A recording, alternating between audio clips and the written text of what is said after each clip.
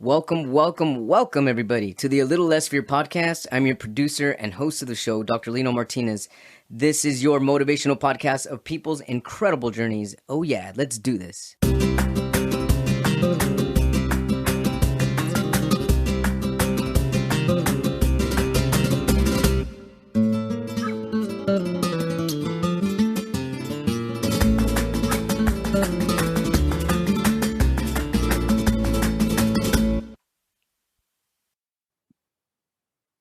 Welcome back, everybody, to A Little Less Fear podcast. Today, I would like to introduce Traci Hill.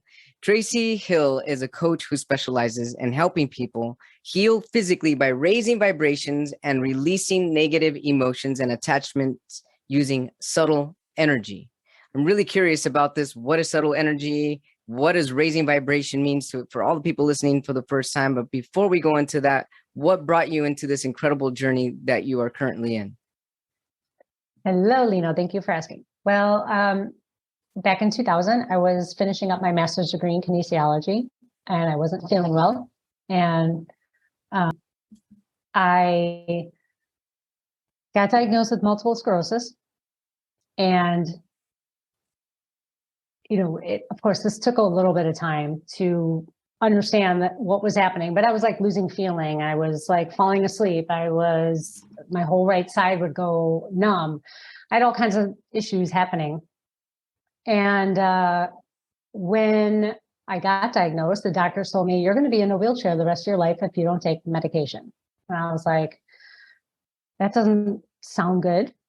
But I started on a medication because I didn't know what to do. I mean, I was not doing well. I finished my master's degree and started working for the university. I was working with athletes, so I know the body really well. And I'm thinking I could, it can't be this difficult to figure this out, right? But I didn't really know what MS was. And so fast forward, I'm a Chicago firefighter. I've been on for 23 years. Got on that. And in the meantime, I was going up and down with diagnosis, like the symptoms were just going all over the place. I started a medication. It was horrible. I had to do a shot every day, and I felt like I had the flu every day. I'm like, this can't be okay. Yeah. This cannot be okay. So I decided that I'm going to figure out if they don't have a reason for diagnosis, right? It's not like I broke my arm. You fell, you broke your arm, and that kind of stuff. They don't have a reason for diagnosis. There's no cure. There's something more to this. I'm going to dig deeper. I'm not believing the doctors at this point, because the medication, how can you feel sick this much and it be help you? That doesn't make sense to me. I totally understand that. Yeah. I'm sure you do. So down the rabbit hole I go. Pew. Started digging. I was in the military and I had shots to go overseas. I had a series of 9 shots. That's one cause. There's environment. There's the food you eat. There's the thoughts you think. And so as I'm digging, and I see really the whole thing for all disease, I don't care what you have, is stress. You break an arm, it's stress. Mm-hmm. If you get heart disease, it's stress. So there's mental, emotional, spiritual, physical stress. And so, it got me thinking, well, why do certain people handle stress okay and other people not? We have right. different levels. We have these different, it's a microcosm of stress, right? Mm-hmm. It reacts to people on so many different levels. Well, I started to realize that there's an emotional component. And how did you start to realize that there was an emotional component? I don't know. Actually, I think it's just downloaded to me. So at some point, maybe right. Something inspired me. Sure. But I realized I'm feeling, my issues were like anxiety, control issues, always had to be doing something, overly stubborn, overly independent. And I started to see some patterns in myself and realizing that emotions certain emotions create a higher stress factor and thus create a stress in our body. So, for example, excess fear, which I love talking about fear because it's a good one, but excess fear causes bladder and kidney issues. Okay, so it causes them to be out of balance because fear feeds on the kidney and bladder. So it's all the fluid in your body. So anything to do with fluid in your body or the kidney bladder, we have a fear issue. Now, when I talk about fear, I don't mean phobias so much because not many people actually have a phobia. I'm talking fear of success, fear of failure, fear of abandonment. There's so many fears that you can have. Fear of, you know, a virus, right? That we just went through. Fear of all kinds of things. And that fear is actually like a lack of control, and you become a victim, which is a very scary place to be because now you don't have personal power. But I get ahead of myself. So when I started to break down, and again, this is going over a good amount of time, but seeing emotions and starting to learn the traditional Chinese medicine ways and how all of this connects.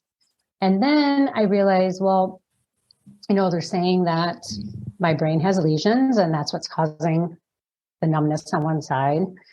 Okay, well, sure, but why am I getting different symptoms than other people? And, you know, I started losing hope in most of allopathic medicine when I realized that people are getting, let's say, like a hysterectomy because, you know, their female organs aren't working well, or people get a gallbladder removed because of, you know, it's inflamed. But once you do that, the rest of your body actually has to make up for that. Has and to it's never the overcompensate. same. Yeah. It's never the same again. How do we get to that point? How are we getting to this point where a certain organ gets inflamed and it's because of an emotion attached to it? But then removing that, you know, everything is connected, and it's all connected by fascia tissue on the physical level and our spiritual self. It's all connected. So we can't disconnect anything. So when we go to a specific doctor and say, you know, this is a problem, and they of course want to remove it because they get paid lots of money to give you surgery, now we have an issue because we have an imbalance, and that imbalance can't be made up. So as I continued to go down these rabbit holes, I just realized that emotions are really the crux of everything. So you have something happen in childhood, typically. I mean, everyone has a trauma in childhood. Again, the severity, the level of trauma is different for everybody. So there's something that happened in childhood that shaped your thoughts. Those thoughts shaped your emotions. Those emotions shaped your reality. The reality shaped your habits. And so now you might find yourself I just turned 49, but you might find yourself as a 35-year-old going, you know, I keep picking the wrong partner. Keep picking, you know, for me, it was someone I could fix, like a narcissist. Okay. That was me. And so you find these patterns in your life that continue to shape your reality. So it's this like cyclical loop, right? You're feeding the thoughts based on the emotions, based on past experience that continue to shape your habits.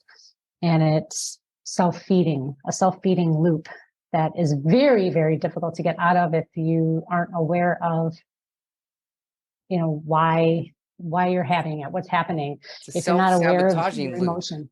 Yes. And sabotage is another one. Yeah. So, yes. So fear is a very big umbrella category. It's huge. It has so many underlying components that trickle down into other things. And then anger is another one that feeds on the kidney and gallbladder. So people who like to drink alcohol, because alcohol the liver likes sugar, and sugar is an alcohol, the fermented, right? So, you know, there's one facet there. If you are, you know, stuck on this alcohol, it's because you've been trying to suppress something, typically anger. And anger comes in many forms. There's passive aggressive, and there's sarcasm. Sarcasm's very common right now.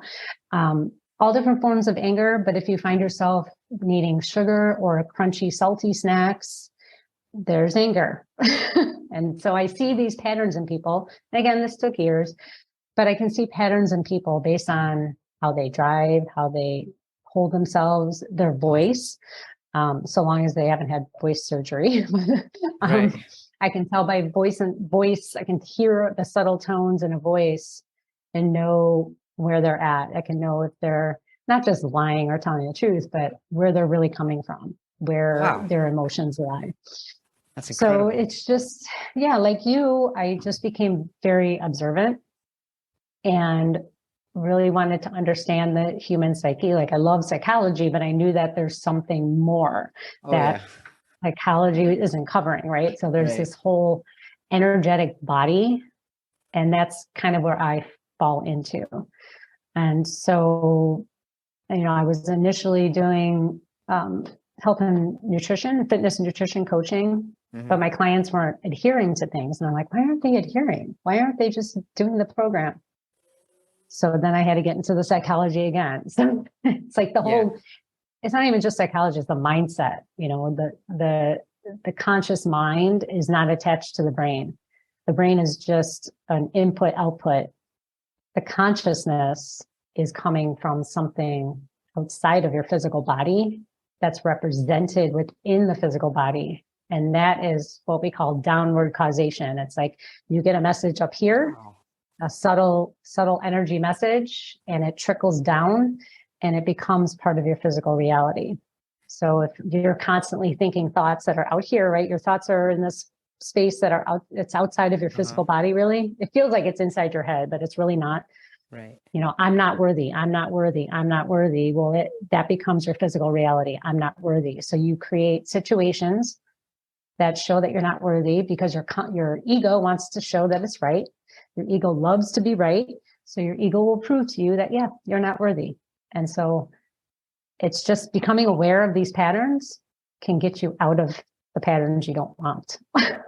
So how does someone start to become, let's say that today I'm feeling, I'm having some anxiety and I'm feeling unloved. Let's just say someone doesn't love me today, or I'm not feeling their love.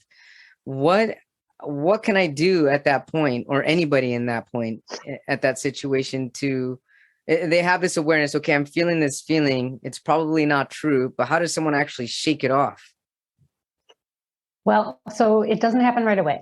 So typically what happens is you have this thought. So it might be, you wake up and you feel unloved. Okay. Let's say you feel unloved because your spouse isn't cleaning up after themselves. Okay. I'm going to have to give it to like a real world scenario here. So like your spouse doesn't clean up, right? And you suddenly feel kind of unloved or unheard. Like you've asked your spouse, hey, clean up. They don't do it. Okay. Right. So now this translates into I'm unloved. I'm unlovable. I'm unworthy. I'm not heard. I'm not listened. I'm not cared for. Yep, exactly. What it takes is one, to acknowledge it. Most people they ignore it. They shove it down with TV, with gossip, with shopping, with food, with alcohol. So it actually takes a very aware person, someone who really wants to change, to stop and say, okay, you know what? I just felt myself feel that feeling of being unloved. Then, whatever the feeling is, you question it. You act like it's a person. You say, hey, where did that come from? Who are you? Why are you here? Why did I just hear you? What are you serving me? What's your purpose? Can you tell me how often you show up in my life? Can you just keep questioning this thought or this feeling or this emotion.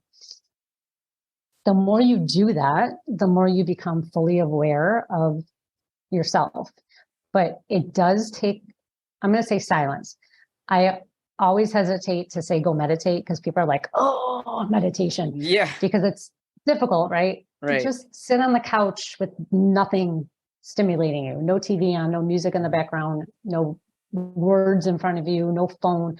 Just sit there. You don't have to, no pressure for anything. Just sit there. 5 minutes, 10 minutes. The more you do that, the more you'll start to unfold really what's going on in your mind, because we're so busy covering up what we don't want to hear that it's too much noise, and we have to kind of silence all the exterior noise that's happening. So that's the beginning, and you start to question everything. And then you have to become aware of when it's happening. So it probably happens multiple times a day. Yeah. Right. You go to work and you have a great idea and you submit the idea to your boss, and the boss acts like you never submitted it. Now you feel unheard again. Yeah. So this keeps repeating itself, right? Now what happens is you choose then, you have one of two choices, but most likely you choose to become more silent and keep things to yourself. But now you become resentful because you're not heard and you want to be heard, but you're keeping everything to yourself. So now you have resentment towards the people who you feel should hear you, such as your spouse, your boss, the people that are close to you. And that resentment then turns into anger. And then here we have this self-perpetuating cycle. Oh my goodness. Over and over.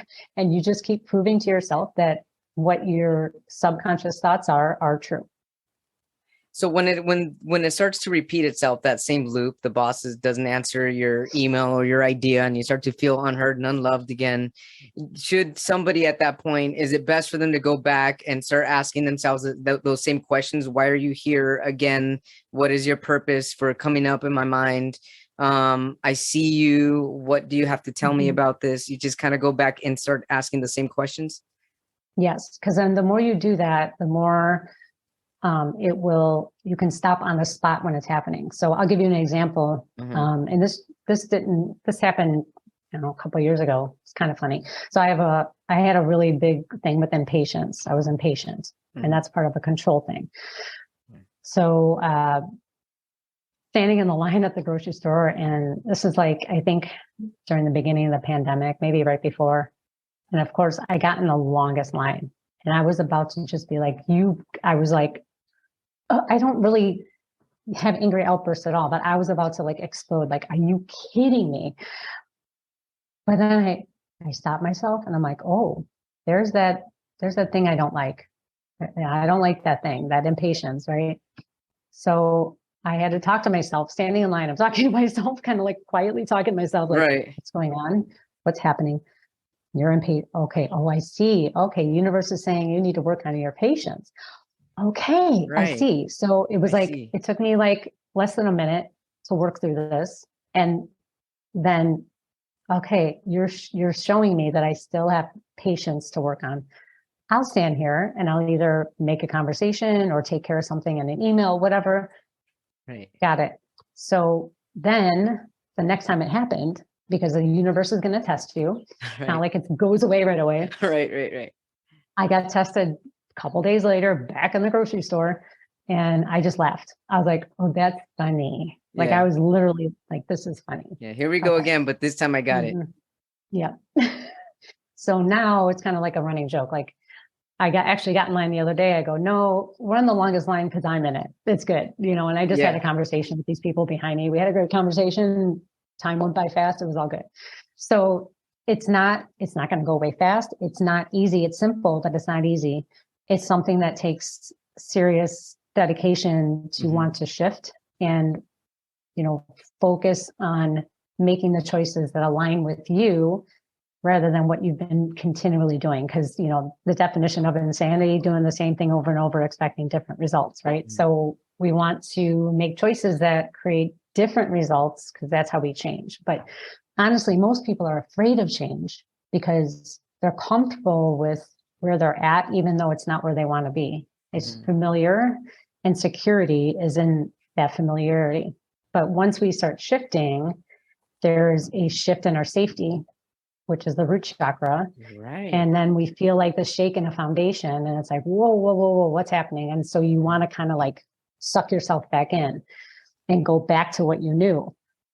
Right. But in order to change, you have to kind of shake that foundation and uproot the weeds, so to speak, to have new growth. And if we don't pull the weeds out, you're going to keep getting weeds. Traci, how does I love that analogy, by the way. I just pulled out the weeds the other day, and that's what it felt like. Like I was cleaning out and getting a fresh start. As you were talking about the patience scenario, I started remembering times where I've had to work through my patience as well. And you are listening to A Little Less Fear podcast, episode 178 with Traci Hill.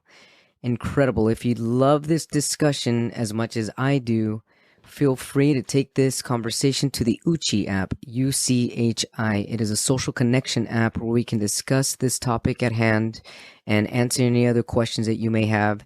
Thanks so much. There's more information at the end of this episode. I guess my question is, how does one work through the physical symptoms when you're working through something? For example, let's say that I'm working through something that I need patience with. I start to experience a rapid heart rate and even starts to affect my cortisol levels. I feel my mouth getting dry. It's like I'm getting these anxiety symptoms over working on something that I know that's going to be for my own good and my higher good.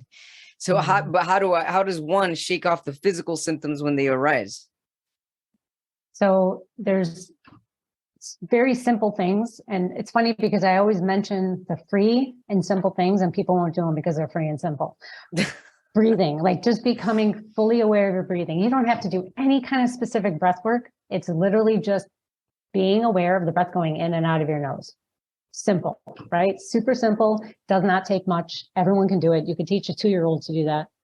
Another one is grounding, going outside barefoot. And I realize, some people are in 80 feet of snow right now, but as much as possible, going outside and grounding yourself, drinking water. Yeah.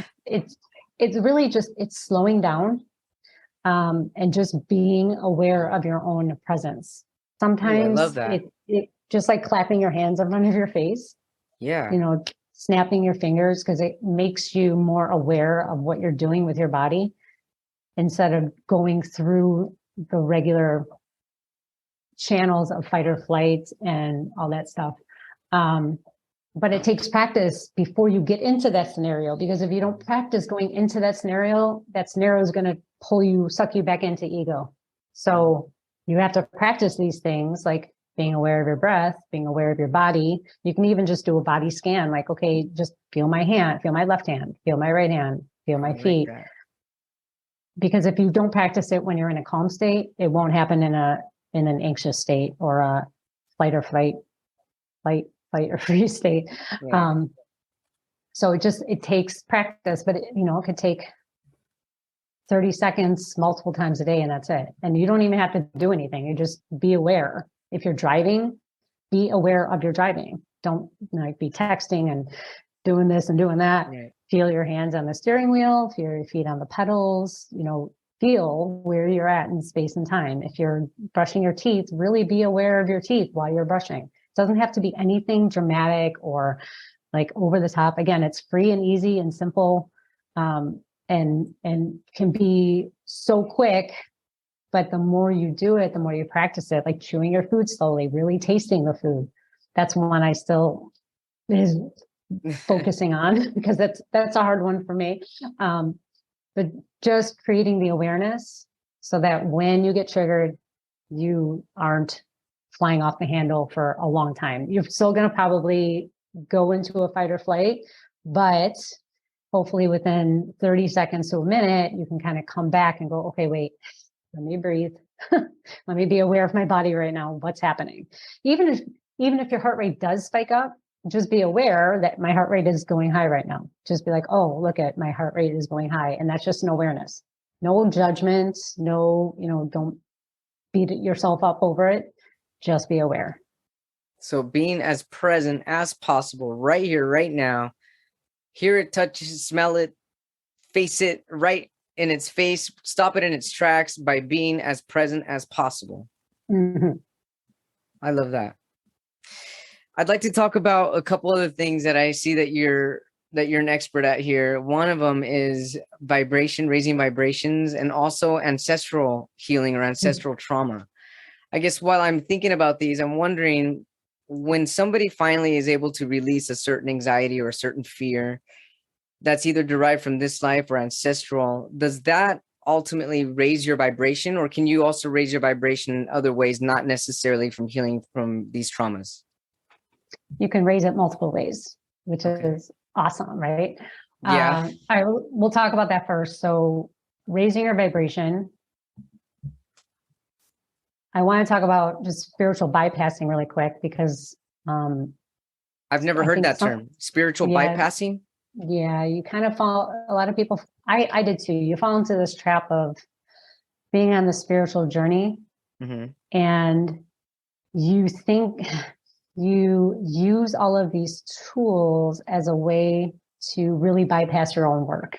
So like you get all this knowledge and you gain all this knowledge and you suck it in, but you never actually do the work. You think you're doing the work because you're reading about it, but then you don't actually do the own work. Your own work is ugly. It's like the shadow work. Spiritual bypassing is when you're just kind of like glossing it over and putting lipstick on a pig, so to speak. Uh-huh. So anyways, raising vibration is about really doing the inner work. Okay. Wow. So that you can walk the walk, talk the talk, because your energy goes out into the universe constantly. Mm-hmm. And whatever you put out comes back. So you know that what you are experiencing in your reality is a reflection of what you're putting out. So if you don't like your current reality, and you're like, yes, but I'm doing all the work. It takes a little bit. There's some lag time. But also, if you've been doing spiritual work for over a year and you're still experiencing a reality you don't like, you need to look at spiritual bypassing as a possibility that that's what's happening, or you still have lessons that you're just ignoring that you need to learn. But whatever you put out comes back threefold. So having that awareness is super important because your vibration extends. I mean, there's no limit to how far your energy goes. It can go, there's no time or space with energy. It's instantaneous. So if you know the double slit experiment, right? Yeah, totally. Heisenberg's double slit experiment. So, energy, which is a molecule, can be everywhere all at once. So, and have the same frequency as its partner. Anyways, I won't get onto that tangent. But to raise your vibration, there are things that will raise it up and there are things that are lower it down. There's a scale of consciousness by Dr. David Hawkins, which I'm sure you're aware of. And the scale goes from 0 to 1,000. The level 500 is love, which only like 0.1% of the population's at because it's unconditional love. You can experience the frequency emotional scale. Mm-hmm. You can experience love, but most people aren't sitting in that love all the time. So things such as the right kind of water. So if you're drinking fluoridated water, that will calcify your pineal gland. So you want to make sure you're drinking high quality water without fluoride or arsenic or anything else in there. Eating high vibrational foods. So always, of course, a lot of them are banned in the US, of course, but things like the real cocaine plant, which is called mabe, is actually the superfood of superfoods, but it's banned, obviously. But any kind of fresh herbs are always super high vibrational. And then, of course, leafy greens, and then going down from there all the way down to highly processed foods would be low vibrational. So you want to make sure you're getting mostly high vibrational foods because you're taking in the energy of whatever made that food. So if you're, it's like if your grandmother made you a plate of food, it tastes so good because she made it with love. Right. But if you got it from your spouse who's mad at you, it's not going to taste as good. That's so true. The energy of them went into that food. Right. So it's always about where it came from. So if you're eating, chicken from a farm that the cows were under a lot of stress, or the chickens, not the cows. The chickens were under a lot of stress. You're getting those stress hormones in the chicken. And so then you're getting a low vibration. So TV is another one. Which is why they say if you eat chicken, the best way to do it is make sure they're cage free okay, wow, all this totally makes sense. Yeah. Happy chickens. Happy chickens, right? Right. It's funny because I have eggs and I did a Facebook post about my egg yolks. They're like orange. People are like, that's not possible. I'm like, yeah, it is. They were outside eating actual grass, not feed. They're happy chickens, and the company's called Happy Eggs. And so if your listeners eat happy eggs, they'll know the yolks are like orange and not pale yellow. So wow, it makes a difference. I mean, the nutritional value is the same, but the energetic value is totally different. Well, it's not The nutritional value is not exactly the same, but it's close. But the energetic value is huge difference because the chickens are able to run around freely and do whatever they want. Traci, that's incredible. Yeah.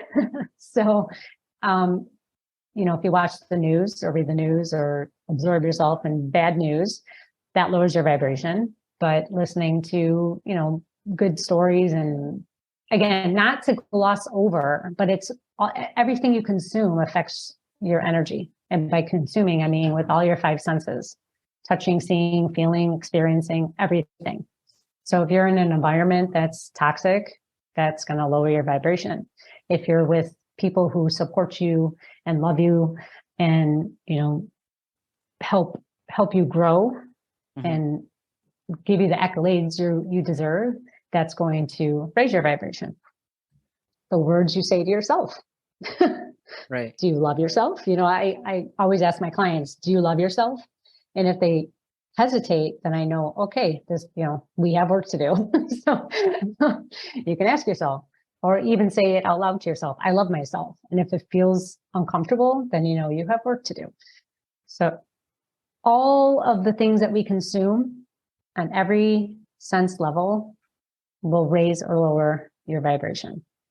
And so it's very important. That's why it's so important to connect to nature, be respectful of nature, because when you do damage to anything that has energy, which is everything is made of energy, then that will come back to you and create disharmony.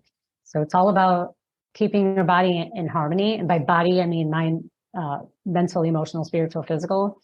Body, keeping it in harmony will keep it healthy, young, vibrant. But going towards disharmony will create disease and, the things that you don't want in life. I love how you said that. Disharmony creates dis-ease. Out of ease, out of harmony. That makes sense. Is there a way to keep your vibration high all the time, or is it always an ebb and flow to it? Well, you have kind of like a homeostasis point, and you will get peaks of highs and lows throughout the day. But yes, so, I started at like 250. I'm over 500 now. I don't like to say my number, but it can raise and raise and raise and raise. And you can. How do you know your number? I test it. I do muscle testing. Oh, I see.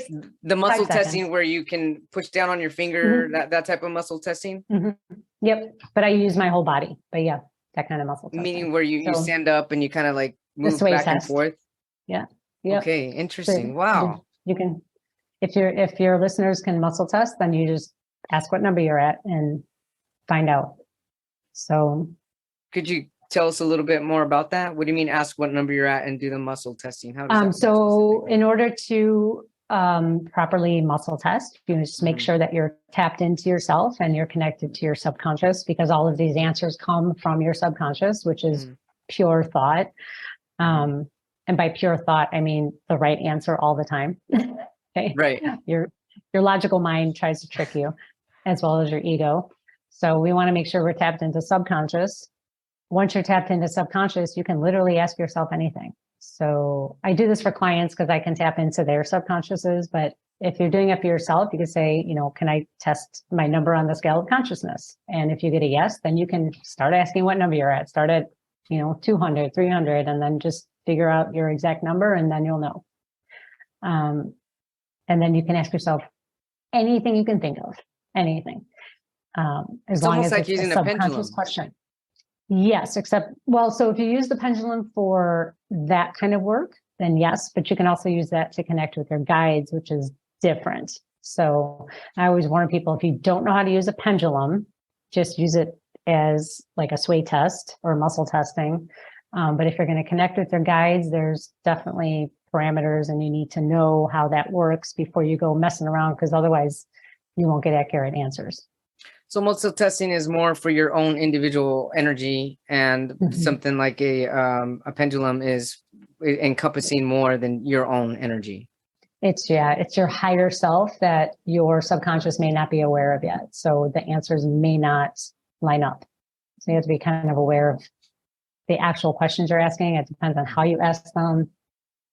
and what they're about, because your guides have your higher self or guides have a different viewpoint than your subconscious does. Mm-hmm. This is incredible. I love all this. So glad. Let's talk about subtle energy. You were briefly talking about that when we first started. Subtle energy alchemy. You mentioned this as well. In your biography, I was reading that. How can we describe what subtle energy alchemy is for your average person that has never heard this before?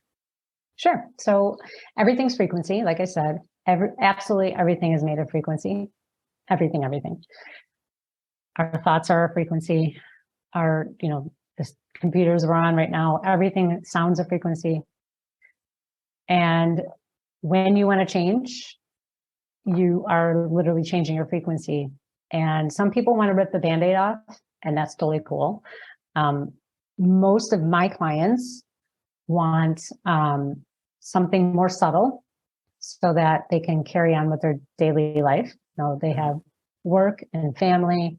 And so I help people shift their energy in a subtle way so that they can still manage, but yet still change.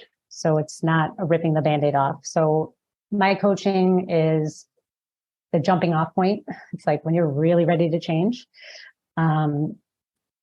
This is where we go from. I'm not the end point because the journey never ends. Right. I always tell people journey never ends, but it's a really good launching pad because I give you tons of tools and techniques and ideas, and you learn, like, there's education in it. You're really learning about yourself, but you have to be ready. I actually interview my clients beforehand, because if we're not right for each other, it's not going to work out, because I hear the deepest of details of people's lives. And if they're not ready to pull this stuff up, it's just going to spiral them back down. So I'm not for everyone, but if you're ready to change and you want some lasting, really lasting change, again, I'm not the only one who does this. There's so many people out in the world that have different ways of doing this, but I know my way is very effective for those who are ready for it. But again, it's subtle. So it's not a rip the Band-Aid off. There will be moments that it feels like that. I promise. All my clients cry. But it's at least you can still, function in society on a regular basis. What's an example of that? Subtly helping them with their subtle energy. We'll look at maybe, let's say, one pattern for the day. So we look at one cycle that's not serving, or one past trauma that's no longer serving. And so we will go in. I try to rewire the circuitry, different techniques for that. And so there's crying, there's resistance, it feels horrible at the time.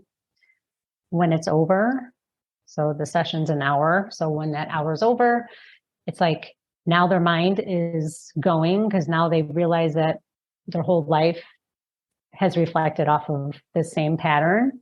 Mm-hmm. And so it takes like a week or two, but they start to see the patterns that have, really infused into their life the same results.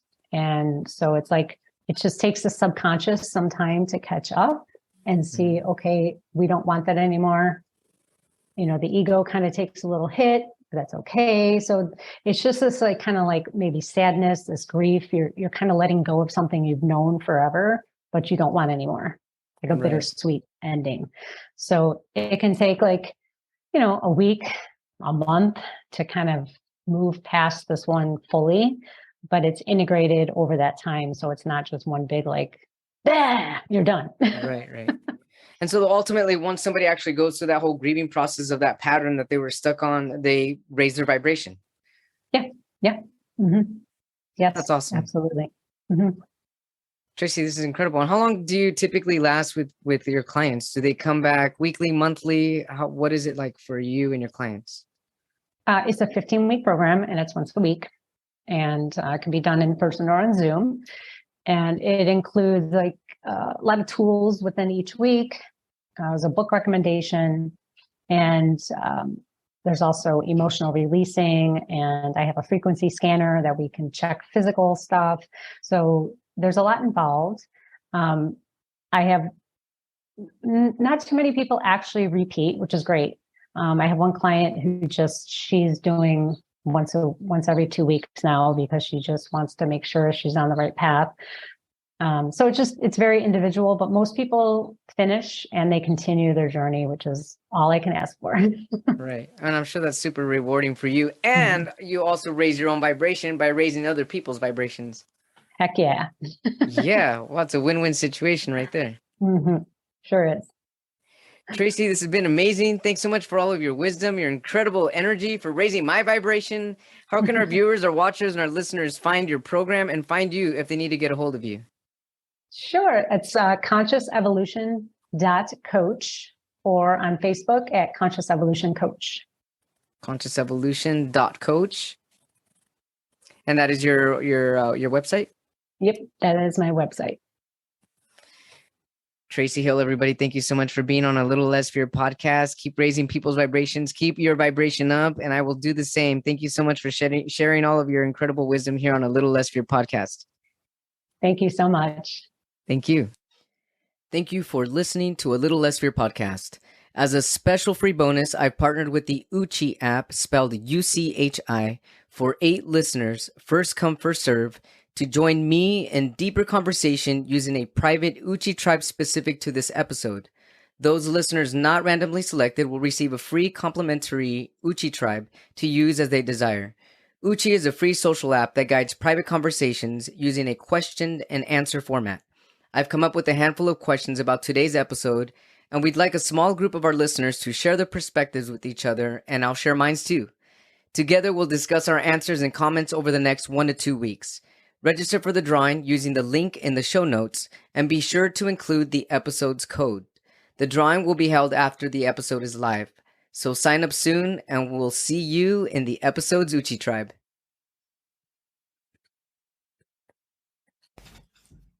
Thank you all so much for all the listeners, the viewers, the watchers, and the subscribers. If you have not yet subscribed, go ahead and do so, and please share the story, share this journey, share this podcast with your friends and your family. You can find information on my book, details about my book, on my website at www.alittlelessfear.com, where you will also find my freelance poetry that I write. It's visual poetry with video for businesses. And for social marketing, if you are interested, please send me an email at alittlelessfear@gmail.com. Again, my website is www.alittlelessfear.com. And if you'd like to be on the show, you can also send me an email, or if you have any questions or comments, at alittlelessfear@gmail.com. Feel free to also check out my YouTube channel, also titled A Little Less Fear Podcast, where you will catch all of these episodes on video on YouTube. Thank you all so much. I love you. Thanks for your support. Take care and keep shining on. Rock on. I love you.